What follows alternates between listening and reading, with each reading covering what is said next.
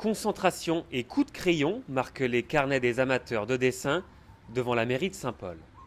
Ils se prêtent à un exercice pas facile, trouver un sujet et aller à l'essentiel. J'essaie de faire le portail là, avec la case derrière et puis la végétation.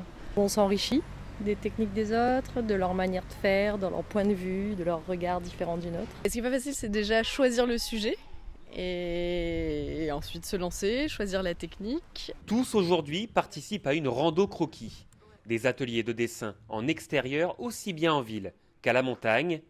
Chacune est différente en fonction de l'artiste qui l'encadre et qui va y apporter son propre coup de pinceau. Que ce soit les bancs publics par exemple ou les vélos qui sont en attente, que ce soit de la végétation, que ce soit les gens qui passent, ils choisissent eux-mêmes leur sujet, mais ils n'ont que 50 minutes pour le dessiner. Et ensuite on passe à l'étape suivante. On se vide le cerveau pendant 10 minutes en faisant du vélo et on passe à l'étape suivante.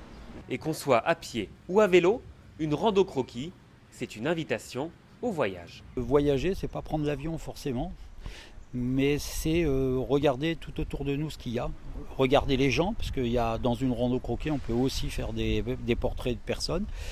C'est ce qui est intéressant, et se dire, ben non, tout le monde peut voyager et tout le monde peut dessiner. Ça y est, c'est parti.